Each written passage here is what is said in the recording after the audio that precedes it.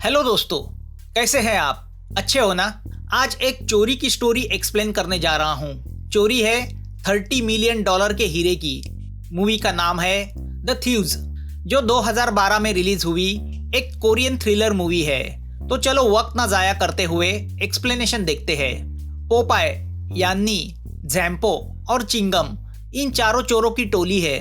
यह चारों मिलकर एक आर्ट गैलरी में रखे एक कीमती आर्ट को चुराने का प्लान करते हैं। प्लान के हिसाब से यान्नी, जो दिखने में खूबसूरत है, वह आर्ट गैलरी के ओनर को पटाती है और चोरी के दिन चिंगम को अपनी माँ बना के उस ओनर से मिलवाने लेके जाती है। उस आर्ट को एक सेफ जैसी रूम में बड़ी महफूज जगह रखा होता है। ओनर अपनी होने वाली सास यानी चिंगम को वह आर्ट दिखाने उस सेफ में ले जाता है। तो उसी वक्त यान्नी चोरी के लिए शुरुआत करती है। वह उस बिल्डिंग की दीवार पे चढ़ के एसी डक्ट में से आर्ट गैलरी के अंदर जाती है।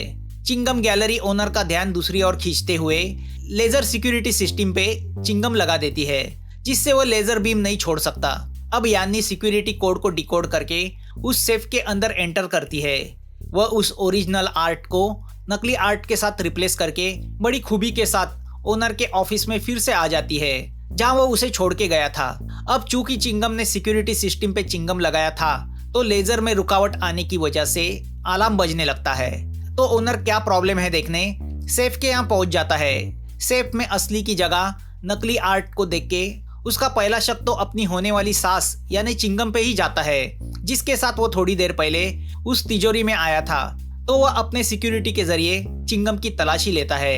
ऑफ कोर्स उसके पर्स के अंदर वह आर्ट नहीं होता, क्योंकि यान्नी ने वह आर्ट पहले ही बिल्डिंग की रूफ पे पोपाय को दिया था। तो एट द एंड इनकी यह चोरी कामयाब होती है। पोपाय, जो उनका लीडर है, वह एजेंट को आर्ट बेचता है और मिले हुए पैसे वो आपस में शेयर करते हैं। अब एजेंट उन्हें और एक बड़ी चोरी की ऑफर देता है, मगर वो चोरी उन्हें मैक नाम के एक नामचीन चोर के साथ मिलके करनी है, जो पोपाय का पुराना बॉस रह चुका है। मगर पोपाय किसी भी हालत में मैक के साथ मिलके चोरी नहीं करना चाहता, तो वह मना करता है। तभी वहां पे आर्ट गैलरी में हुई चोरी की तहकीकात करने पुलिस डिटेक्टिव आता है। वह इन चोरों की टोली को अच्छी तरह से जानता है, तो उसे मालूम है चोरी इन्हीं बदमाशों ने की है। तो वह पोपाय को वार्निंग देता है कि वह और उसकी चोर टीम पुलिस की रडार पे है। अगली बार वह उसे जरूर हथकड़ी पहनाएगा। पुलिस के जाने के बाद अब यह चोरों की टीम फैसला करती है कि अगर कोरियन पुलिस से बचना है तो कुछ दिन चाइना जाके उस शातिर चोर मैक के साथ उसकी चोरी में शामिल होते हैं। मगर उसके पहले उन्हें उनके पांचवें और पुराने पार्टनर पेप्सी को जेल से पिकअप करना है, जो पैरोल पे छूट रही है। पेप्सी भी एक फेमस चोर है और शायद इसी वजह से वह पकड़ी गई थी। अब पेप्सी भी टीम को ज्वाइन करती है। पेप्सी और पोपाय की बातों से पता चलता है कि पोपाय की तरह पेप्सी भी मैक से नफरत करती है और वो दोनों भी उससे बदला लेना चाहते हैं। मगर किस बात का, यह आगे जाके हमें पता चलता है। हांगकांग में और एक चोरों की टीम एक ज्वेलरी शॉप पे डाका डालती है। पुलिस आने के बावजूद उन्हें इन लुटेरों पे शक तक नहीं होता। इतने कमाल के ये सब एक्टर है, तो वह बड़े आराम से उस ज्वेलरी शॉप को लूट के चले जाते हैं। इनकी टीम में होते हैं चेन, एंडी, जॉनी और जूली। यह भी मैक के साथ उसकी चोरी में शामिल होने वाले हैं। तो अब ये चोरों की मंडली हांगकांग में एक जगह पहुंचती है, जहां पोपाय की टीम भी आई हुई है। दोनों टीमें आमने सामने आती है और उनमें छोटी सी बात पे नोकझोंक भी होती है। गन भी बाहर निकलती है और अब ये सब नमूने एक साथ काम करने वाले होते हैं, वह भी बड़ी चोरी पे। तो अब मैक की एंट्री होती है। वह उन लोगों को मिशन बताता है। मिशन होता है टीयर ऑफ द सन नाम के एक बड़े नायाब हीरे को चोरी करना, जिसकी कीमत $30 मिलियन है, जिसे कई साल पहले टोक्यो में चोरी किया गया था।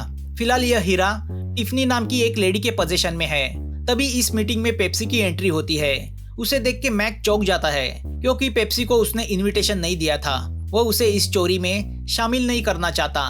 वो पोपाय से कहता है कि वो पेप्सी को टीम में नहीं चाहता, मगर पोपाय मैक से कहता है कि वो टीम का हिस्सा है तो पैकेज में वो भी आएगी।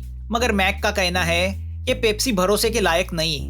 नाना करके मैक उसे मिशन में शामिल कर देता है। तो अब इस चोरी में सबसे बड़ी प्रॉब्लम यह है कि टिफनी, जिसके पास हीरा है, वो विकी की गर्लफ्रेंड है। विकी, जो बदमाशों का सरताज बादशाह है, जिसका मेन बिजनेस वेपन डीलिंग है। टिफनी को लूटना यानी विकी को लूटने के बराबर है। तो विकी से दुश्मनी कैसे ले? विकी एक शैडो की तरह है। वो कहाँ होता है, कैसे दिखता है, किस देश में है, किसी को पता नहीं। उसकी पहचान सिर्फ एक ही है, उसके हाथ का बटरफ्लाई वाला टैटू। तो अब चिंगम शंका खड़ी करती है कि वो डायमंड ब्लैक मार्केट में कितने में बेचा जाएगा। मैक कहता है 20 मिलियन में। तो अब जूली पूछती है इसे खरीदेगा कौन। हीरे को बेचने का काम मैक को ही करना है। तो मैक उनसे कहता है कि वह हीरे को विकी को ही बेचने वाला है। वह सुन के सब हैरान होते हैं। जिसके गले में हाथ डाल के हीरा चोरी करना है, वह हीरा फिर से उसी को बेचना है। फिर भी पैसे की लालच में सब चोरी के लिए तैयार होते हैं। अब सबसे इम्पोर्टेंट बात होती है उस हीरे के लोकेशन और सिक्योरिटी के बारे में इंफॉर्मेशन निकालना। वो कहाँ से आएगी? तो वह इंफॉर्मेशन आएगी टिफनी की स्टेप सिस्टर मैंगो से, जो इस चोरी में मैक का साथ देने वाली है। मैंगो से उन्हें पता चलता है कि टिफनी कैसीनो के 30th फ्लोर पे रहती है, मगर उसके स्वीट से हीरा चुराना नामुमकिन के बराबर है। इतनी टाइट सिक्योरिटी वहाँ पे है। फ्लोर पे कई कैमरा है। दरवाजे पे मैग्नेटिक लेजर लॉक्स है जो टिफनी की हार्ट बीट से सिंक की गई है। दरअसल टिफनी की हार्ट सर्जरी हुई थी जिससे उसके शरीर में पेसमेकर बिठाया गया है। तो उस पेसमेकर के बीट्स को उस डोर लॉक से सिंक किया गया है, तो उसके सिवा कोई अंदर एंट्री नहीं कर सकता। मगर मैंगो को गारंटी है यह सब नामचीन चोर इस चोरी को कामयाब कर सकते हैं। वो उनसे कहती है कि यह हमारी पहली और आखिरी मुलाकात है। तभी जूली मैक के लाइटर में माइक्रोचिप छुपाती है ताकि वो उसकी सारी बातें सुन सके। अब हमें पता चलता है कि क्यों पेप्सी और मैक के बीच दुश्मनी है। दरअसल 4 साल पहले सियोल में पेप्सी, मैक और पॉपाय तीनों मिलके गोल्ड ब्लॉक्स की चोरी कर रहे थे। उस वक्त पेप्सी और मैक रोमांटिक रिलेशन में थे, मगर चोरी करके भागते वक्त लिफ्ट डक्ट की वायर टूटने की वजह से मैक नीचे गिर जाता है। तो उसे बचाने के चक्कर में पेप्सी भागती है, तो उसका चेहरा सीसीटीवी कैमरा में आ जाता है। पुलिस को वहां आते देख पेप्सी और पॉपाय भाग जाते हैं, मगर मैक का कुछ पता नहीं चलता। शायद गोल्ड ब्लॉक्स लेके वो भाग जाता है, मगर दरअसल मैक की वायर को पॉप ने काटा होता है ताकि वो गोल्ड को लेके भाग सके। तो मैक को लगता है कि पेप्सी और पॉपाय ने उसे फंसाने के लिए यह साजिश रची थी। पेप्सी को इस सब के बारे में कुछ पता नहीं होता, तो उसे लगता है मैक गद्दार है। तो मैक को लगता है पेप्सी गद्दार है। पॉपाय ने यह सब कुछ इसलिए किया था क्योंकि वो पेप्सी को चाहता था, मगर पेप्सी के दिल में सिर्फ मैक बसा है। जब उस वक्त पेप्सी को पता चला कि पुलिस उसे चोरी को लेके ढूंढ रही है, तो उसने अपने आप को पुलिस के हवाले किया था और इसी चोरी को लेके पेप्सी को जेल हुई थी। अब पेप्सी और पॉपाय ने अपनी तरफ से मैक को चूना लगाने का प्लान किया है। हीरे की चोरी के बाद वो उसे नकली हीरे से रिप्लेस करेंगे और असली हीरा अपने बायर को बेचेंगे। तो अब वह नकली हीरा यानी रेप्लिका बनवाने देते हैं। उनकी वह बातें यान्नी सुनती है। दूसरे दिन यह 10 चोर मकाओ पहुंचते हैं। एक वेयर हाउस में मैक उन्हें चोरी का प्लान समझाता है। पहले स्टेप में चेन और चिंगम को कैसीनो में पहचान बनानी है। उन्हें जापानीज कपल का रोल निभाना है। उन्हें दिए गए पैसे से उन्हें गैम्बलिंग खेलना है और उसके जरिए टिफनी को गेम में एंगेज रखना है। दूसरे स्टेप में एंडी को फ्लोर सिक्योरिटी और रूम सर्विस के बारे में इंफॉर्मेशन निकालनी है। बाद में जॉनी उसमें उसका साथ देगा। तीसरा स्टेप, जब टिफनी हीरे के साथ मकाओ आएगी तो कैसीनो का मैनेजर उसे रिसीव करने जाएगा। तो पॉपाय को उसके पीछे रहना है। टिफनी के साथ 2 बॉडीगार्ड्स और 2 सूटकेस रहेगी। मौका देख के पॉपाय को टिफनी के रूम की मास्टर की बनानी है, जो मैनेजर की चाबी से बनाई जा सकती है। तो अगले स्टेप में यान्नी और ज़ैम्पो को एक साथ रहना है। यान्नी मैनेजर को लुभा के उससे स्वैप कार्ड, जो दरअसल रूम की चाबी है, उसे हासिल करेगी। मगर जब यान्नी मैनेजर को लुभाने जाती है तो वह गे निकलता है और ज़ैम्पो की तरफ अट्रैक्ट होता है। बात कुछ भी हो, उनका काम हो जाता है। यान्नी उस कार्ड को स्कैन करती है, मगर बेचारा ज़ैम्पो मैनेजर की चुंगल में फंस जाता है। अगले स्टेप में एंडी को होटल के एक वर्कर को रिश्वत देके उसको हेल्प के लिए राजी करना है, जो कैसीनो में एंडी तक गन पहुंचाएगा। इस वर्कर के साथ पहले से सेटिंग हो चुकी है। यह बूढ़ा आदमी भी एक राज है जो आगे जाके खुलता है। तो प्लान के हिसाब से पेप्सी को तिजोरी खोलनी है, तो उसे असली तिजोरी की डुप्लीकेट तिजोरी बना के उसे खोलने की प्रैक्टिस करने बोला जाता है। उसकी हेल्प के लिए जूली होती है। जूली का एक राज यहाँ खुलता है कि जूली दरअसल एक पुलिस डिटेक्टिव है जो तिजोरियों की एक्सपर्ट भी है और इन चोरों की टीम में सिर्फ इसलिए शामिल हुई है क्योंकि वो विकी को पकड़ना चाहती है। जूली तिजोरी खोलने में इतनी एक्सपर्ट इसलिए है क्योंकि उसके फादर एक नामचीन चोर थे। उसके चीफ को लगता है कि सिर्फ मैक ही उन्हें विकी तक पहुंचा सकता है, क्योंकि सिर्फ मैक विकी का पता जानता है। अब यह सब चल रहा है कि यान्नी मैक से पूछती है कि वह हीरा विकी को ही क्यों बेचना चाहता है। तो मैक उससे कहता है कि अगर मैं उसे नहीं बेचूंगा तो किसी दिन वह मुझे पकड़ के मारेगा। दूसरी ओर चेन को अलग चिंता सता रही है। पिछली बार कुछ चोरों ने उसी डायमंड को चोरी किया था और वो उसे बेचने विकी के पास गए थे। तो विकी ने एक को मार डाला तो दूसरे को अपाहिज बना दिया। वह एंडी और जॉनी से कहता है कि उसे मैक पे भरोसा नहीं, वह ओवर कॉन्फिडेंस में खुद भी मरेगा और हम लोगों को भी मरवाएगा। यह मिशन जरूर फेल होगा। इससे बेटर है कि उन्हें टिफनी की सूटकेस को टारगेट करना चाहिए जिसमें बहुत सारी कैश है और ये चोरी ज्यादा सेफ भी है। एंडी और जॉनी चेन को साथ देने का फैसला करते हैं। तो अब उन 10 लोगों में मिशन को लेके यूनिटी बिल्कुल नहीं होती। जूली पुलिस की अंडरकवर एजेंट है जिसे सिर्फ विकी को पकड़ना है। पोपाय और पेप्सी मैक को धोखा देके हीरा चुराने के चक्कर में है। तो चेन, एंडी और जॉनी एक अलग चोरी की प्लानिंग कर रहे हैं। यान्नी और ज़ैम्पो को बस अपने शहर की पड़ी है। अब वह दिन आता है जब चोरी को सिर्फ 18 घंटे रह जाते हैं। प्लानिंग के हिसाब से चेन और चिंगम को उसी कैसीनो के 20th फ्लोर की एक रूम को बुक करना है जहाँ से यान्नी टिफनी की रूम में रोप के सहारे जाएगी। ज़ैम्पो रोप छोड़ने के लिए कैसीनो के रूफ पे जाएगा। तो अब कंट्रोल रूम का ध्यान डाइवर्ट करने के लिए पोपाय और मैक आपस में झगड़ा करते हैं। तो कैमरा को फ्लोर से हटा के कैसीनो रूम में फोकस किया जाता है।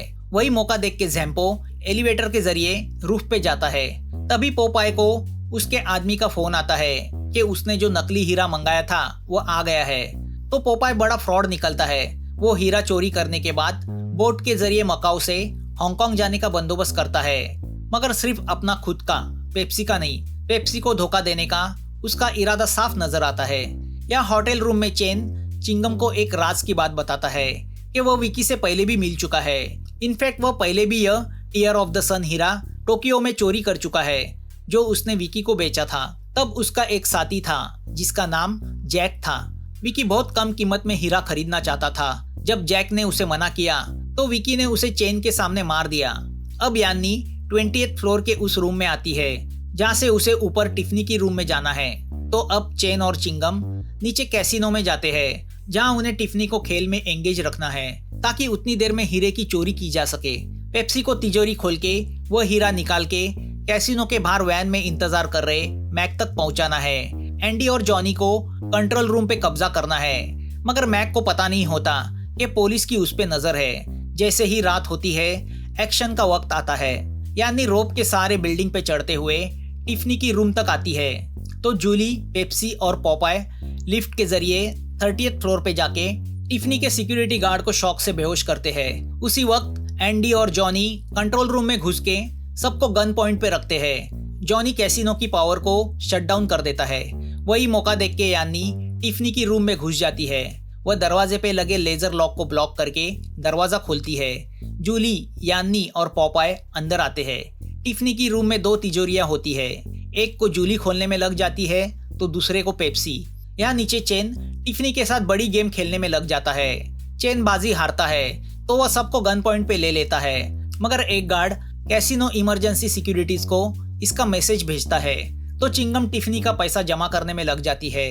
पेप्सी ब्रिलियंटली तिजोरी को खोलती है, मगर अंदर पैसे के सिवा कुछ नहीं होता। तो अब वह दूसरी तिजोरी खोलते हैं, वो तो पूरी खाली होती है।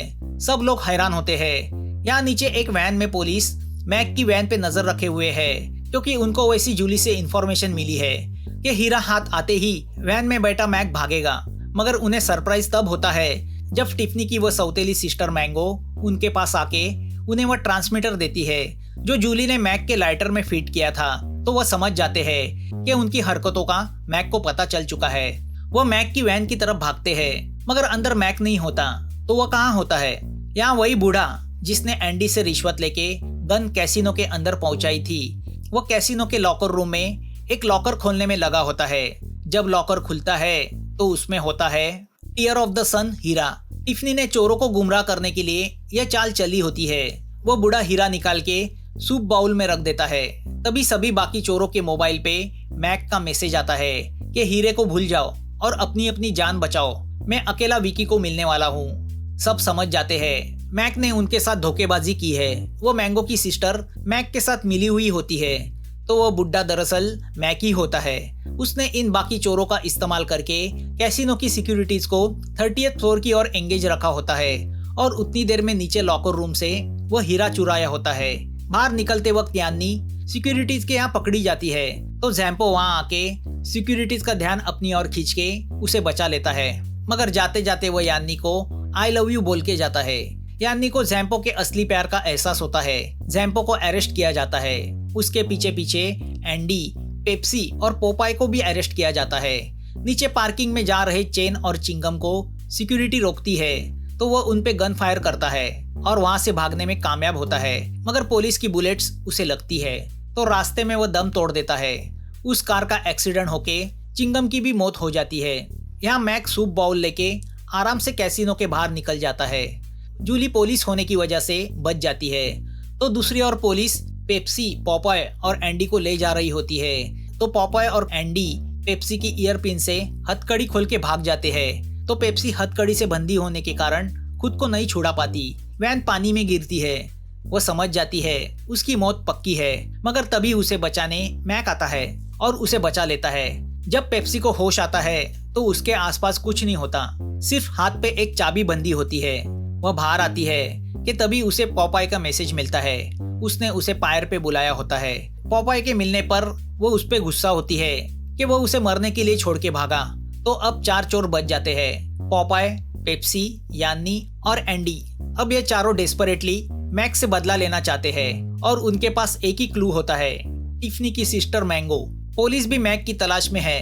मैक हांगकांग पहुंचता है। वह तुरंत विकी को फोन करके उसे हीरे के बदले 10 मिलियन की ऑफर देता है, मगर मैक डीलिंग हांगकांग में नहीं चाहता, बल्कि 3 दिन बाद बुसान में चाहता है। उसे पता है कि पुलिस उसके पीछे है और वह भी उन्हें जानबूझ के अपना पीछा करने देता है। उसकी वजह आगे पता चलती है।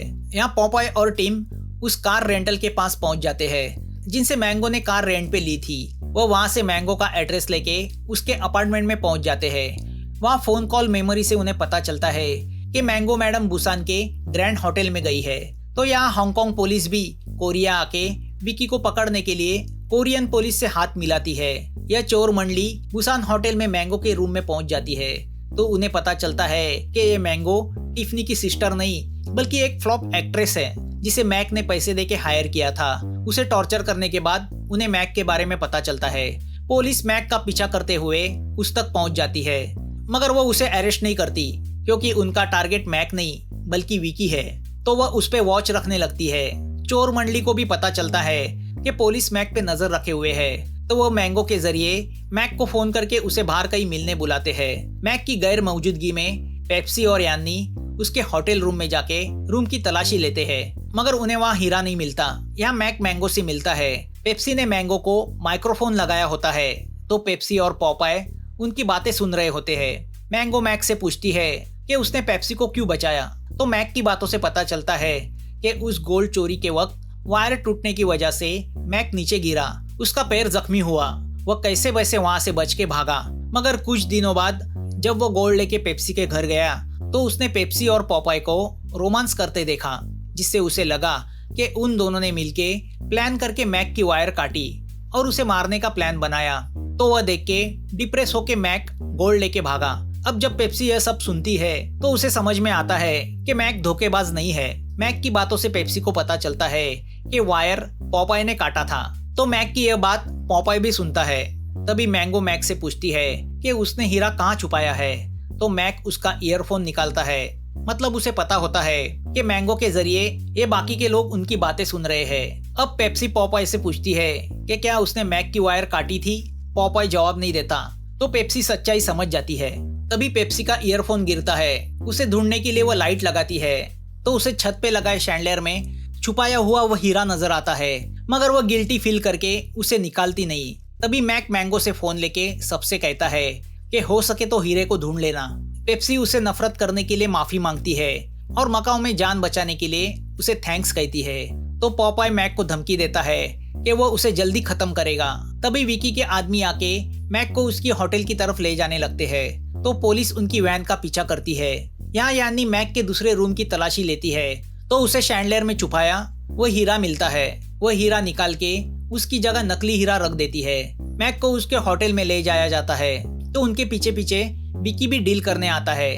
अब मैक और विकी दोनों आमने सामने आ जाते हैं। यहाँ नीचे पुलिस होटल को चारों ओर से घेर लेती है। मैक विकी को शैंडलर में रखा हीरा देता है। विकी मैक से पूछता है कि उसने डीलिंग के लिए इसी होटल का यही रूम क्यों चुना। मैक उससे कहता है कई साल पहले तुम इसी हीरे की डीलिंग करने यहाँ आए थे। विकी को याद आता है कि उसने तभी 2 चोरों के साथ डीलिंग की थी। मैक उससे कहता है 2 नहीं, 2 के साथ तुम बात कर रहे थे, मगर तीसरा बेड के नीचे छुपा हुआ था। विकी ने तब जैक को मार डाला था तो चैन ने घबरा के विकी को वह हीरा दे दिया था। अब हमें पता चलता है जो बेड के नीचे छुपा था वह मैक था, जैक का बेटा। और यह सब गेम मैक ने विकी को मारने के लिए खेला होता है, अपने डैडी की मौत का बदला लेने। विकी मैक से कहता है मुझसे हीरा चुरा के मुझे बेचते हो, इतनी तुम्हारी हिम्मत, अब तुम्हें भी तुम्हारे डैडी के पास ही जाना है, मुझे मेरा हीरा मिल गया है। तभी विकी का आदमी उससे कहता है कि हीरा नकली है। अब जब विकी के आदमी मैक को मारने जाते हैं तो वो बड़ी खूबी से विंडो से भाग जाता है। तो अब विकी भी वहां से जाने निकलता है तो बाहर स्वैट टीम उसका इंतजार कर रही होती है। अब दोनों के बीच बड़ी गन फायरिंग शुरू होती है, काफी बॉम्ब ब्लास्ट होते हैं तो विकी के आदमी मैक के पीछे पड़ जाते हैं। और यहाँ हमें दिखाई देता है कि क्यों मैक को मास्टर थीफ कहते हैं। मैक बड़ी खूबी से जंप करते हुए अपने आप को उनसे बचाने लगता है। वायर पे लटकते हुए दोनों के साथ फाइटिंग करता है। फाइट करते करते मैक और पॉपाय एक दूसरे के सामने आते हैं। मैक उससे पूछता है कि उस दिन उसने उसका वायर क्यों काटा था, सिर्फ पेप्सी को पाने के लिए या गोल्ड को पाने के लिए। अगर वह एक बार कह देता तो वह उसके लिए पेप्सी को भी छोड़ देता, और दोस्ती के सामने गोल्ड की क्या कीमत है। मैक वहां से निकल जाता है तो विकी भी बच के निकलता है। उसे हांगकांग पुलिस पकड़ती है। करप्ट कोरियन पुलिस विकी से मिली हुई होती है तो वह हांगकांग पुलिस को मार देती है। तो विकी कोरियन पुलिस को मार देता है। धोखेबाज का साथ मोती होता है। यहाँ यानी मैक के रूम से चुराया हुआ हीरा पोपाय को देती है। पोपाय वह हीरा लेके भाग रहा होता है तो एंडी उसका पीछा करता है।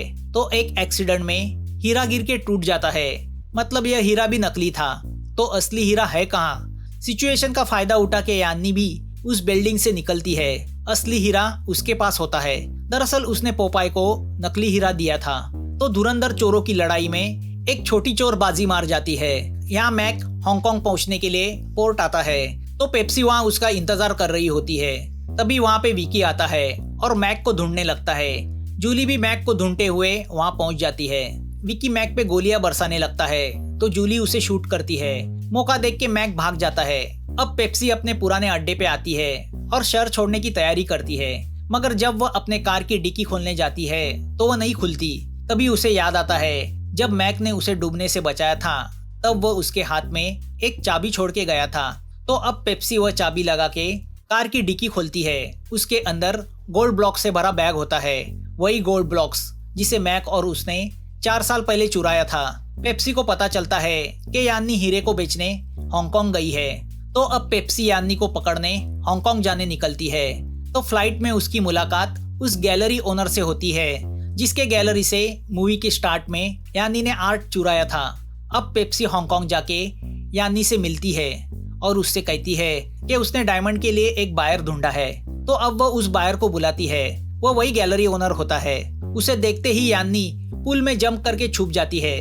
तभी पेप्सी को मैक का फोन आता है और वो उससे कहता है कि हमें फिर से एक होना चाहिए। तभी यान्नी को पता चलता है कि मैक ने यान्नी के रूम में जाके वो हीरा हासिल किया है। चोर पे मोर। मूवी यहाँ खत्म होती है। तो दरअसल यह एक चोरी की कहानी नहीं थी, एक रिवेंज स्टोरी थी। मूवी काफी बड़ी है मगर बहुत हैपनिंग भी है और मजेदार भी। होप आपको 25 मिनट में यह कॉम्प्लिकेटेड मूवी समझ में आई होगी। अगर एक्सप्लेनेशन अच्छा लगा हो तो please subscribe, like, share, comment कर देना, नोटिफिकेशन बेल बजाना। फिर मिलेंगे नई मूवी के साथ। Thanks for watching.